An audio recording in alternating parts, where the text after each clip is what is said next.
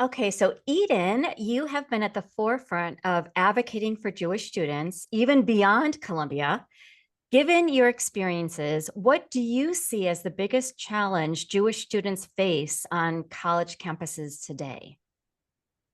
It's a very, it's a big question for sure.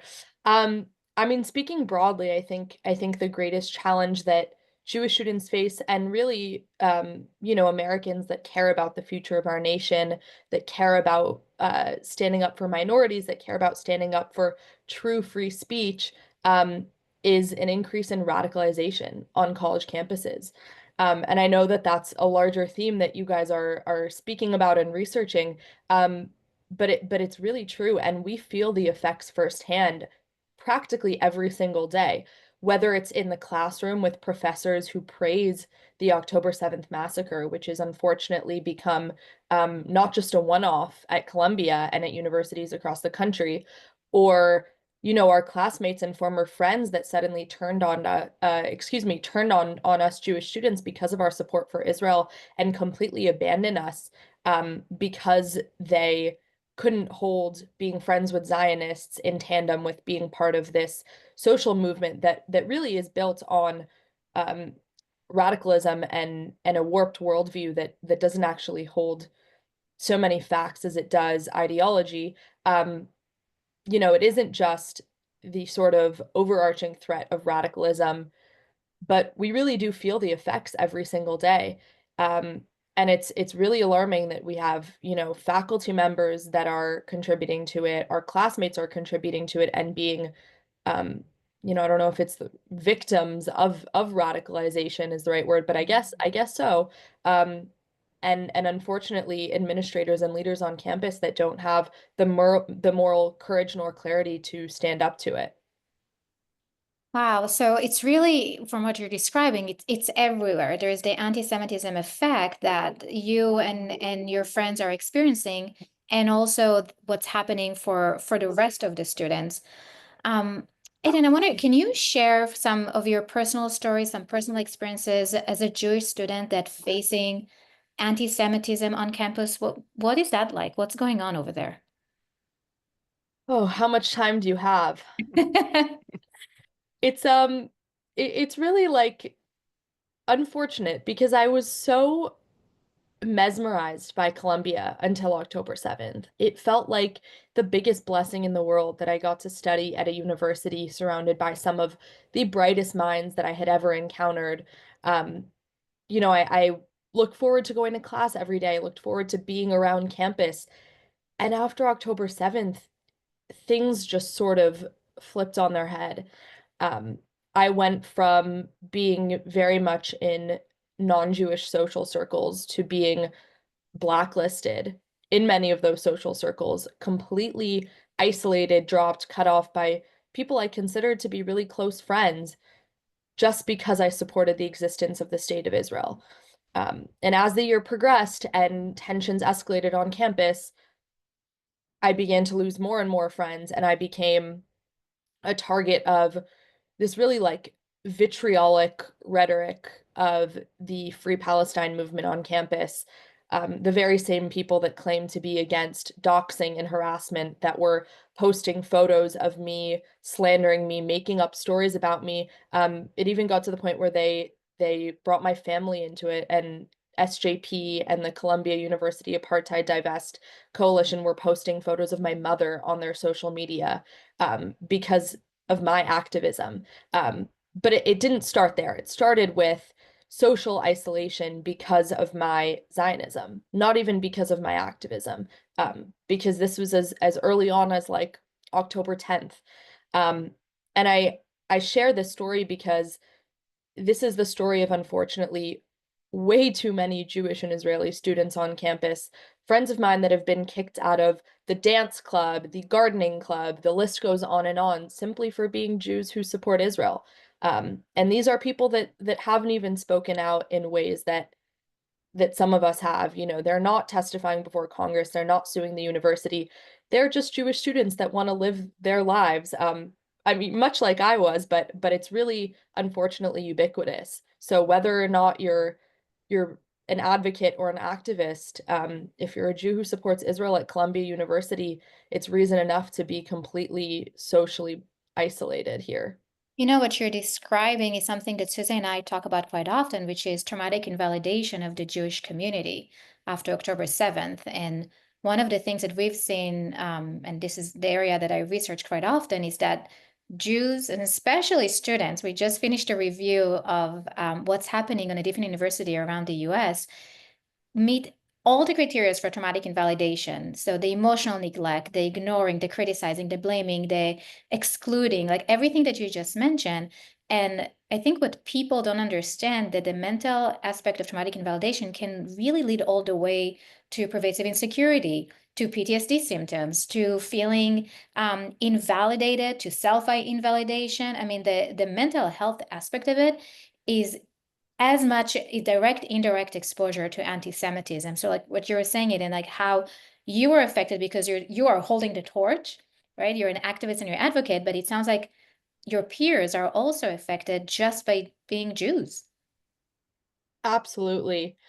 It's funny almost. I was I was speaking to a cousin of mine who spent like basically the entirety of the first year of the war serving in Gaza, and the first thing he said to me was, "Oh my gosh, are you okay?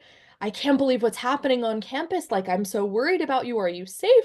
And I'm sitting there like, "Oh my goodness, my cousin who has been literally dodging missiles and bullets every single day for the last year is worried about me on an American college campus where I'm supposed to be protected by our administrators, by our leaders, who have unfortunately been nowhere to be found. But it is just, if you sort of zoom out, and it's something that I'm trying to remind myself of, like, okay, this is not normal. But if you try to zoom out for a second, it is really, really ridiculous that on our Ivy League campuses that purport to champion liberalism, acceptance, and tolerance of all people, a minority community has just been entirely marginalized, discriminated against, and then gaslit to no end. I mean, it is just still sometimes unbelievable to me, a year and a half later, that we're still at this point. Unbelievable. Everything you've said have given me the chills because I've been watching what's been happening on Columbia. So being at USC, when people say, "Oh, how is it at USC?" I'm like, "Oh, it's not Columbia." Like that's my response. Gosh. And I know. And then when you were talking about your cousin, when I met Mary just, last March when we were in Israel, and to this day I feel safer in Israel than I do in Los Angeles, or definitely on a college campus for sure. Even when UCLA has like, events, I'm physically not wanting to go. Um, and then one more thing you said, I mean, everything you said was just so profound, but another thing you were talking about is Zionism and anti-Zionism. And we just interviewed Arno Mubin yesterday, former extremist, and Arno was saying, as a former neo-Nazi, anti-Zionism is anti-Semitism, and it started within white supremacy. So the fact that these quote unquote progressives are using that as, a fight, that's part of a white supremacist, lens. It is chilling to hear you speak about this because literally just yesterday, one of these groups leading the Free Palestine movement on campus posted this infographic, and one of the slides, I almost want to find it and read it. One of the slides literally said like white supremacist Jew so and so. They were attacking an Israeli professor, and I was literally like, white supremacist Jew, talk about an oxymoron. And I think more than anything, it just goes to show you how deeply ignorant and brainwashed the people leading and participating in this, well, maybe not leading, but certainly participating in this movement are. I think it's led by a much more sinister, calculated force. But at the very least on college campuses, the vast majority of students that are following this movement like sheep and creating these like trendy looking infographics that are calling Jews and Israelis white supremacists know absolutely nothing about the region, about the history, about Jewish identity. And so to hear you say that a white supremacist or a former white supremacist said that anti-Zionism is rooted in anti-Semitism, that they're actually interchangeable, is it's sort of upsetting, but really validating to hear as someone who has been surrounded by people trying to gaslight me to believe that like Zionist identity is totally separate from Jewish identity and actually is a form of white supremacy. And again, like these are all just buzzwords that uneducated classmates of mine like to throw around.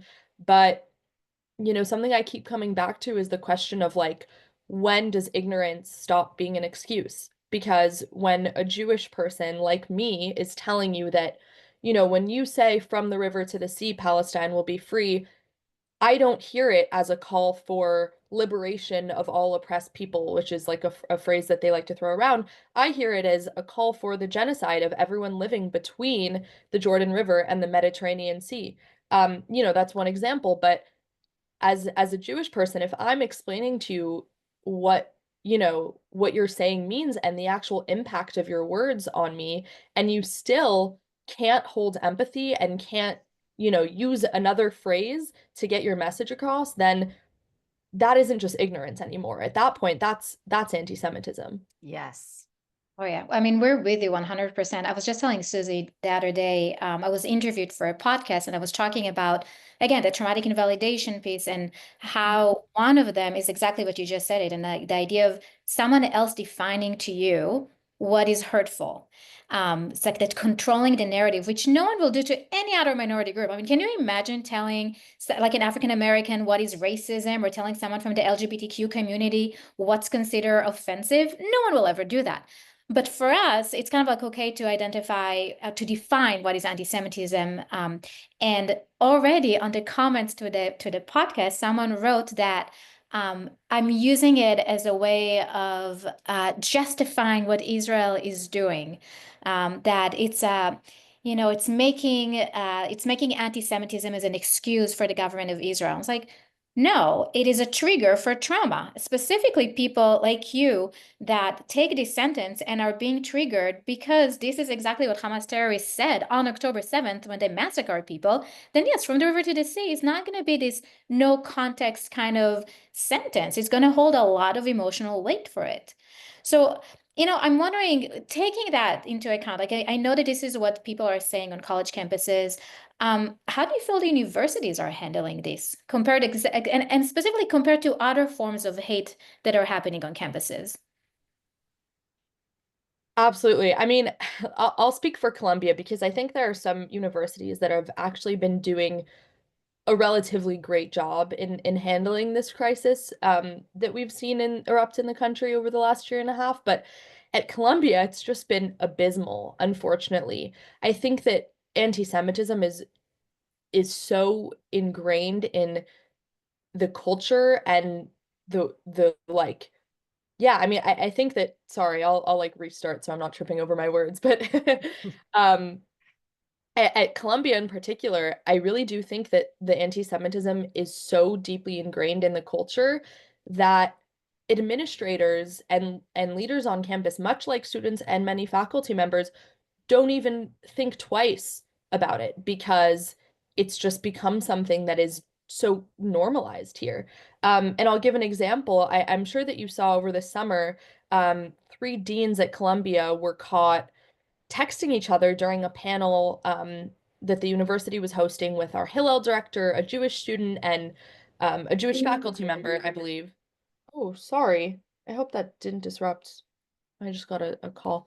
Um, sorry, I'll backtrack so that I Mhm. can get the full sentence. There was a panel over the summer where several deans at Columbia that were actually really student life oriented positions. Those deans, one was like the dean of Columbia College, and two were deans in the student life department, were caught texting about how Jewish students are sort of embellishing the experiences of anti-Semitism, that oh, we're huddling together in the craft center, which is our Hillel building, and that we are, poor us. It is preposterous to me that the people that are tasked with literally ensuring our well-being, which is one of those roles of those deans, was I should find the exact title, but it was um something like for student success. But the point of the story is just to say that anti-Semitism is so normalized at Columbia that if you've been paying attention or look at sort of Columbia's recent history, it should actually come as no surprise that we found ourselves in the situation we're in now, because we have faculty members that are promoting this narrative that Israel is a settler colonial state. We have no alternative narrative. So in the Middle East Studies department where I'm majoring, there are no professors teaching a pro-Israel or even like an objective historical narrative. And so if you want to have faculty members that are teaching about, you know, I'll be careful with my words here, I guess, but it's one thing to have faculty members that teach a perspective that I may not agree with, or that other Jews and Israelis may not agree with. But at the same time, it's critical to offer a counter narrative. It's critical to have faculty members that are teaching a narrative that is not just apartheid and settler colonialism and genocide, because in the Middle East Studies department, and again, I speak to that because I'm a Middle East Studies major, that is all that there is on Israel. Last semester, I wanted to take a course on Israel, and the only one offered was taught by Professor Joseph Massad, who praised the October 7th massacre and who says that Jews have zero connection to Israel, and that a fundamental aspect of Israeli political culture is being inherently genocidal. And there is no counter narrative. Um, anyway, I'm digressing, but the point of this to say is that it's this ideology is promoted by the faculty and it is hardly countered, and then our administrators are unwilling to take a moral stance against it. So, in the name of free speech, if you want to have a faculty member that's teaching things that I might find really vile, maybe it's your prerogative to do that. Personally, I don't necessarily think that's the case. I don't think a private university is entitled to platform bigots, nor should they. But if you really want to get into the legal argument, which obviously is not my expertise, I'm just an undergraduate, but it's critical to then offer counter narratives and offer another perspective, or at the very least, say that you condemn it, that you don't agree with it. And there has been very little moral clarity and moral leadership coming from our administration, and it's disappointing. Like, I was really disappointed. I thought the world of Colombia as a doe-eyed 18-year-old coming here. And now I realize that the unfortunate reality is that most of the leaders here just could not care less about the well-being of their Jewish students. It's so heartbreaking, and everything you said is chilling, because I am chilled to the bone when my colleagues at USC say things or went silent. They either went silent or they were saying like from the river to the sea statements. And it was so hard for me to concentrate and to focus. And, I had to recreate my entire support system, and friends similar to you. And so thinking about myself, and I'm not living with my colleagues. So I'm wondering, how has this impacted you and Jewish students in terms of the radicalism and all the hate, whether it's from students, faculty, or the admin? Gosh, the unfortunate reality is that there are countless anecdotes I could tell you that are one, really devastating and really heartbreaking, but two, really should be considered a warning sign for anyone that cares or is invested in the future of higher education in America. Um, because we know that what starts with the Jews never ends with the Jews, but for some reason it feels like, I don't mean to, like, let me backtrack, sorry. Oh, it's okay. I guess, um,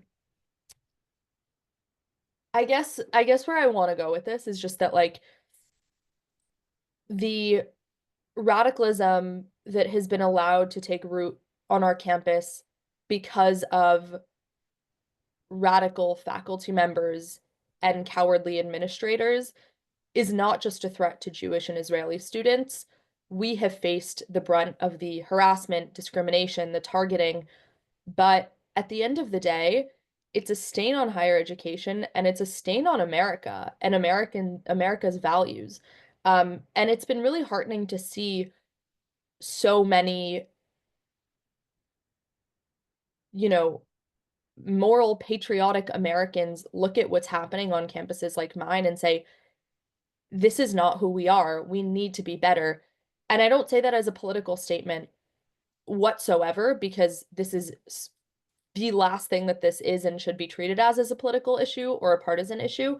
But I mean, like, average everyday Americans who watch the news and say, why are Jewish students being prohibited from entering certain parts of their campus? Why has a pro-terror mob, an anti-American mob, been able to shut down campus and make it so that final exams and the last 2 weeks of the semester are either canceled or moved to Zoom? Which are things that all happened at Columbia last year. Um, that gives me a lot of hope and a lot of grounding, because the unfortunate reality is that at Columbia, at least, it feels like a lot of academics, specifically in the humanities and in Middle East studies, which is again my field, um, prioritize ideology over facts and over morality. Um, and we don't need to get into like the whole philosophical question of like what morality looks like in this situation, but the point of that is just to say that um it's really it has to be taken as a warning sign for the state of higher education in our country. And I think that right now is a pivotal moment. And if we don't have leaders that step up and make the potentially difficult but necessary fundamental reforms to protect our students and save the essence of our university, save the soul of our universities, I don't know if we're going to be able to come back from this. And that's really scary, because I think that our universities and places of higher education are pillars of our country and part of what make America the greatest country on earth, in my opinion. No, and I'm thinking of some of the stuff that you were saying even before about how some of the professors, especially in the Middle Eastern, teach those classes and working. So my field, when I work with radicalized individuals, one of the things that we know is that the brain in general is not fully developed until like late 20s, right? So I'm thinking of like all the undergrad just coming out of high school, where, for teenagers, for example, we know that the thinking of black and white kind of way actually puts them vulnerable to being radicalized. So then when you go to college and you're still kind of like a teenager, not fully adult, like you're getting there, to have professors, someone in power that is also pushing that very one-sided narrative, it makes everybody more vulnerable to extremism because it doesn't help you think in a critical way.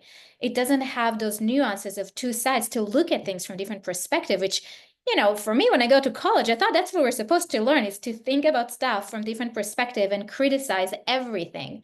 So I'm just thinking out loud here about how everyone are so vulnerable to this. I think that that's the key, because and this is me just speaking from personal experiences in the Middle East Studies department, at least. I feel like I'm being taught what to think, not how to think. And that is terrifying. And it's also, like you said, not really why I came to a university, and certainly not why I came to a university like Columbia. I knew that getting into the Middle East Studies department, I was going to be challenged and made uncomfortable. And that was what excited me. The point of higher education is not to be comfortable, but there's a difference between being told every day that you deserve to die because of your identity, of being barred from going to classes, and intellectual discomfort in the classroom. Those are two different things, certainly not to be conflated. But to go back to your point, I mean, I think it's really scary that, again, at least in a lot of humanities departments, students are being taught to view the world in binaries. There's a class in the Middle East Studies department at Columbia called Theory and Culture, and it's one of the required classes, and it's sort of intended to give students a framework of how to go about navigating the major, how to absorb information, what frameworks through which to view the world. And the biggest takeaway for me from that class was that there is an oppressor and there are the oppressed. And there is no nuance, there is no overlap. There is good and there is bad, and that is how you should view the world. And when we remove that nuance, it becomes it makes it, I mean, I guess what I'm really meaning to say is that like after taking that class, I sort of realized how some of my classmates were able to look at what happened on October 7th, and instead of saying this is appalling, I would never support this, say, you know, we have to look at it in the context of history. We can't look at it in a vacuum. This is just resistance to occupation, because they are taught to view the world again through this framework of oppressor and oppressed, and the oppressors will always be committing the evil, and the oppressed can do no wrong because they are marginalized.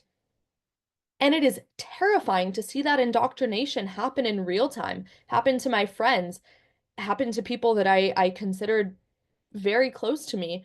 And when that, I mean, when you know you're taught to view or to prize ideology over humanity and over facts,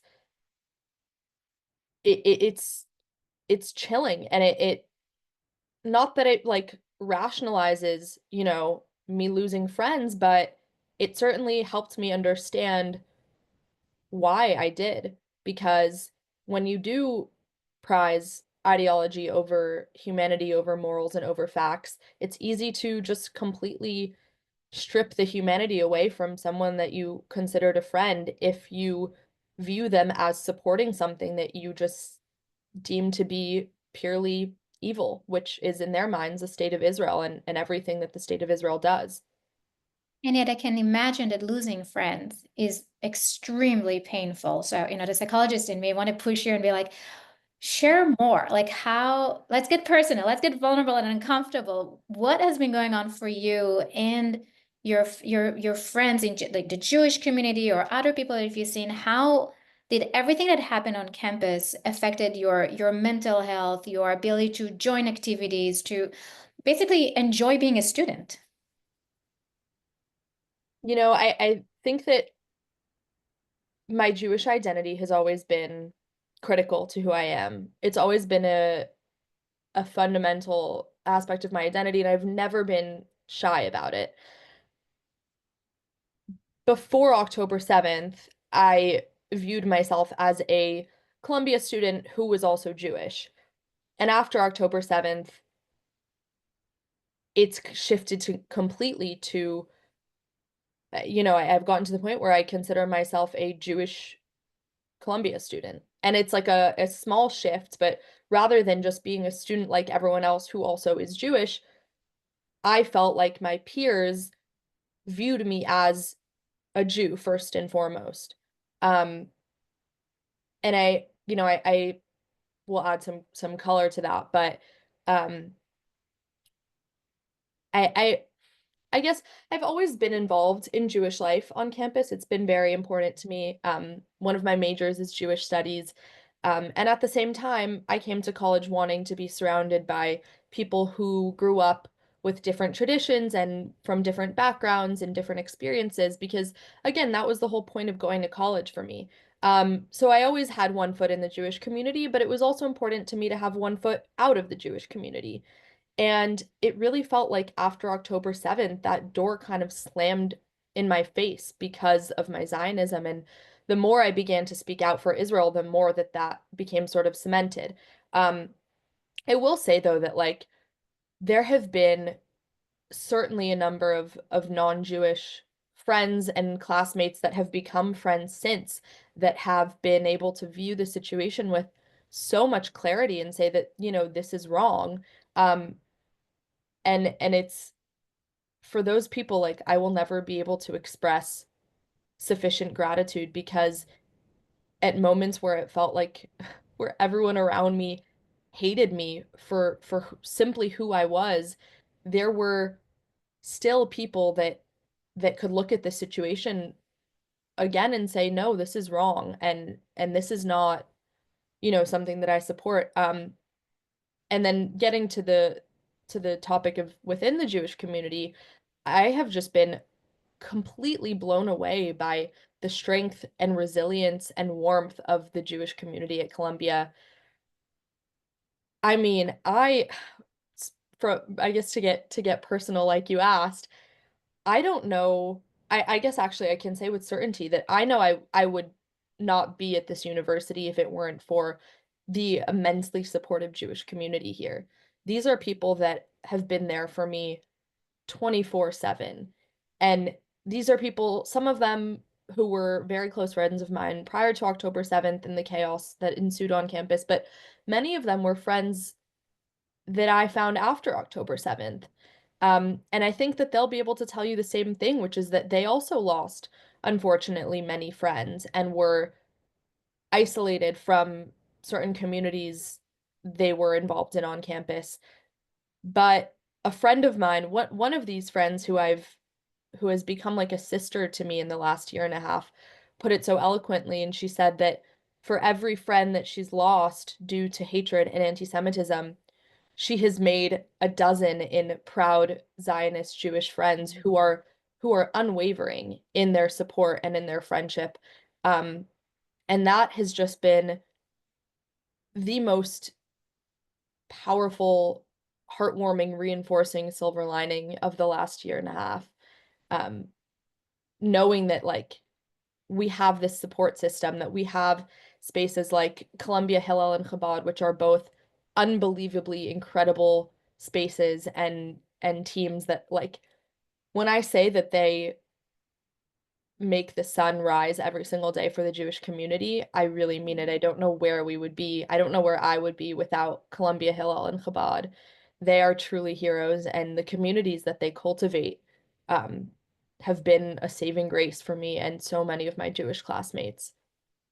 Oh my gosh, that is so beautiful. And I'm so relieved that you have like safe spaces basically at Chabad and Hillel. And, Miri and I probably either been maybe more me before October 7th. I was not loud and proud. I would say, casually, I'm a second generation Russian Jew, and that was it. Then I became like October 8th when, the world slash my friends went silent, the majority, and making anti-Semitic rhetoric, like saying it to me. Then I became loud and proud. I'm like, oh no, no, no. And then Miri and I, we met and fight, freeze, or flee.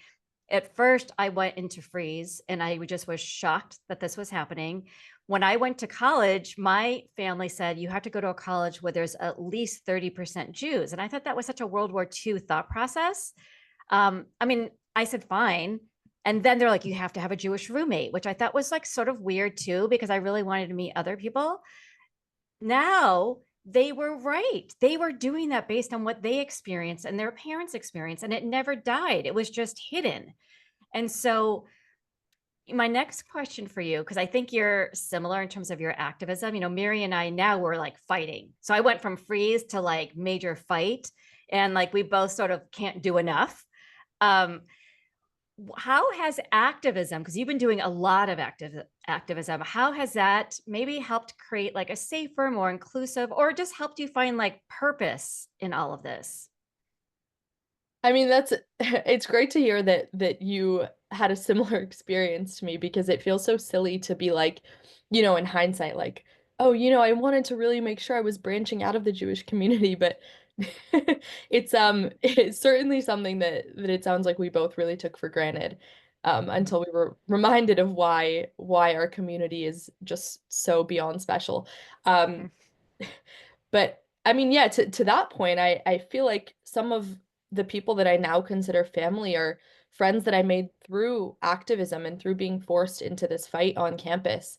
Um, and I say forced because, there are certainly some Jewish and Israeli students that have taken on larger, more public leadership roles in campus activism. But the unfortunate reality is that, like, in many ways, most of us were turned into advocates because of a situation in which we just could not keep silent. I mean, things were so dire.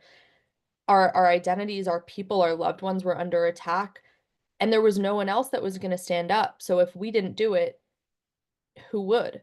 Um, and I think that is in itself a very Jewish value and like, framework. But gosh, I have very much a love-hate relationship with the campus activism, because for starters, like, I hate even using the word activist. It feels sort of superficial and like, I don't know. I just sort of, it feels like it demeans a lot of the work that people are doing to support a cause and a people.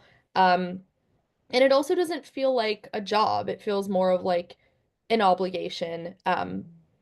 But also at the same time, it's totally become an identity because of how personal this is and how all-consuming it is. Like, especially back in fall of 2023 and even spring of 2023 or 24, I guess.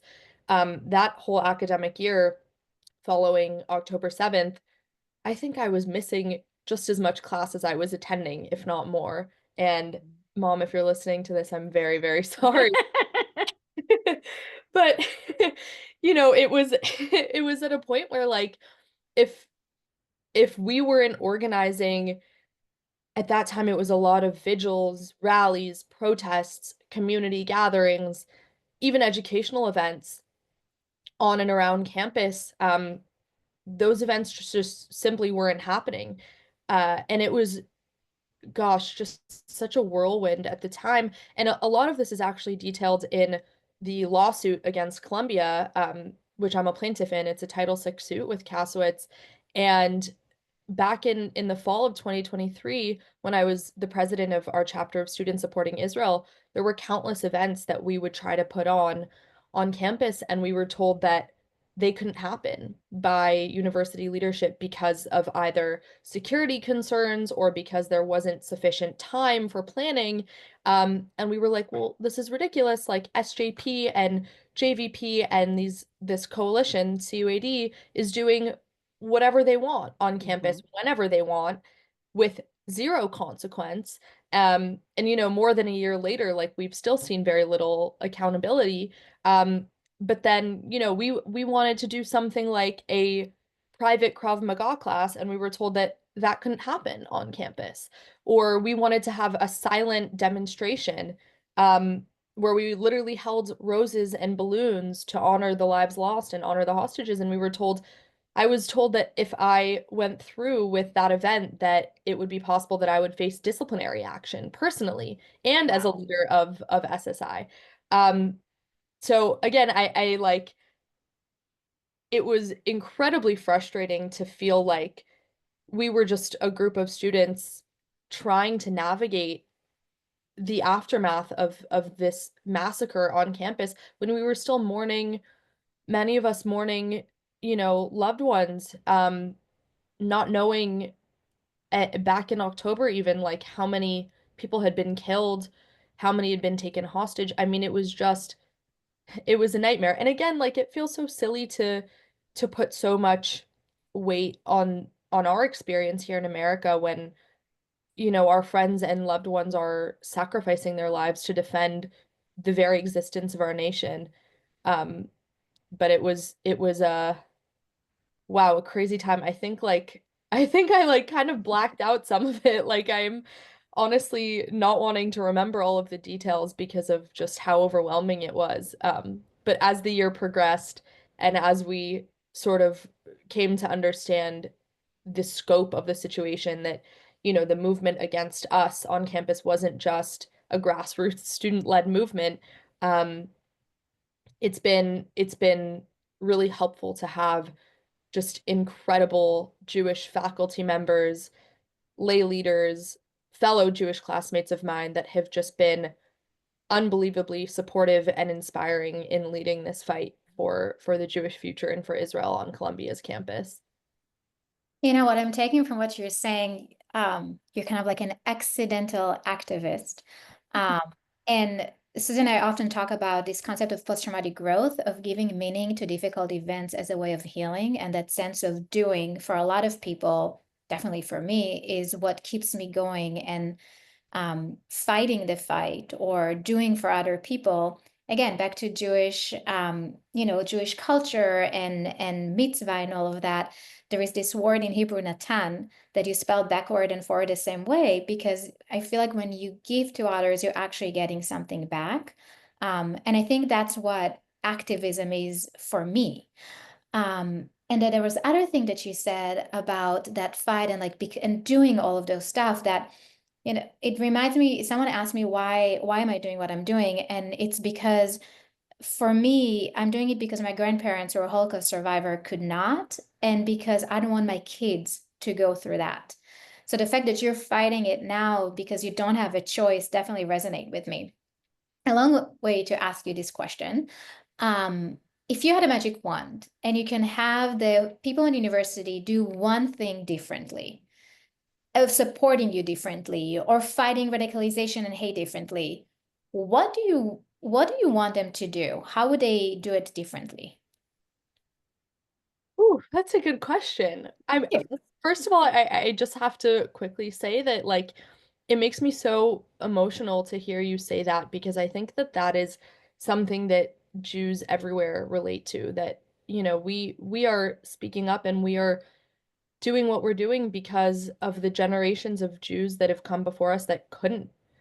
And in that sense, it's like it really is such a privilege to be able to speak up and be proud and wear our Magen Davids and say that, like, you can shout me down all you want, and it's not going to make me shut up, and it's not going to make me less proud of being Jewish. And it's just such a grounding reminder of why we're in this fight and why it's so important to stay in this fight when things get overwhelming and difficult and frustrating and sometimes even very terrifying. So I just really appreciate you saying that, because I think it's something that we can all really relate to. But to answer your question, I think now we're at a very different point. Well, no, actually, scratch that. Didn't you just had events happening last week in Colombia? Even today, I came from a protest on campus, but what I was gonna say was that um, well, this just quickly off the record, like different point is in like now we have the attention of like the entire world, including the federal government. Things are finally moving, but back on the record now, um, I think that I think that so much of this chaos and vitriol and animosity and hurt that has happened, that all students really have sort of become victims of, even those that are the ones propagating it. I try to hold like empathy and humanity for the people that have made the lives of Jewish students hell on campus as well, because I do think that a lot of them haven't still realized the impacts of their actions on themselves. Like I think so much of this could have been avoided if we had strong leadership on day one that said, this is wrong. And I understand the, like, I don't want to get too much into the First Amendment complications because I'm obviously not an expert. But at the same time, as a private university, we have our own code of conduct and set of standards. We should have never gotten to the point where students were able to repeatedly, violently break into buildings on campus, assault Columbia staff members, even sending one to the hospital, make it so that Jewish students weren't able to enter parts of campus, and ultimately get classes canceled for the entire student body. There's no reason we should have gotten to that point. And I think that a lot of it could have been curbed or avoided entirely if we had leadership that said at the very beginning that this behavior will not be tolerated. Targeting and harassing your classmates or your students will not be tolerated.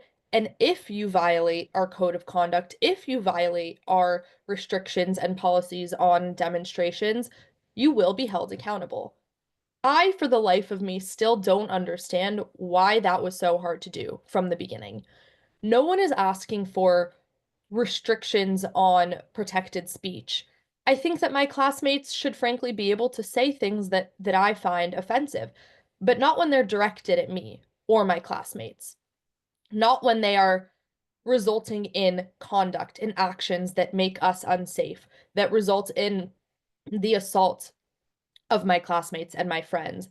Not when those, like it's a fine line, but it could have been made very clear in October of 2023, and so much hurt could have been avoided, and so much money could have been saved. Yes. So for Yes. you know, Yes. And yes. for that reason, I have no problem putting very much blame on the lack of leadership that we've seen at Columbia. Um, I understand it's a tough position, but leading is not ever supposed to be easy, right? Exactly. Amen to that. Wow. Y- So we ask everyone two final questions. So one is, what will you do for your healing this week? It's a great question. I love that. Oh, well, candidly, it's something I'm working on, and I think that many of us need to work on. Um, this might date the episode. I was gonna say I'm celebrating Purim with my friends, but should I say something Oh, else? that's okay. No, I love Okay. that. What are you going to be for Purim? I'm open to suggestions. I don't have a costume yet, but I know that I will be at Chabad with my friends celebrating. The Purim story is like always feels so relevant, especially as a Mhm. Persian Jewish woman. I've always loved Purim very much, so I'm very excited. Then be the queen. Avi. Yes. Yes, you Maybe. are. Oh, honestly, maybe I will do it. Yes. I need my king. All right. Oh, I love it. Okay, listeners, Eden is looking for a king, just saying. Okay, and one final question. What was it like to share your story with us today? Therapeutic. Oh my gosh, I was not expecting to feel like I sort of just let a weight off. So thank you for letting me sort of vent. That was very healing, especially coming straight from a protest on campus where abominable things were chanted and directed at Jews and Israelis per usual. But it never gets old. So I feel really loved, and I feel really grateful that you guys are letting me share my story and that you're listening and amplifying it. It really means a lot. Well, thank you for your voice and for your courage. A Wow, thank hundred you. percent. I love your heartbeat, and you are the most eloquent, not even student, just human being. I Oh mean, my, everything you were saying, it was like, that is what I'm feeling. So it was a mutual experience of your words and your language. It's just so, yeah, it was healing for me. So I so appreciate you. wow, that's incredibly kind and really means a lot coming from you. You both are heroes, and I feel very grateful and very thankful that the Jewish community has people like you that are representing us.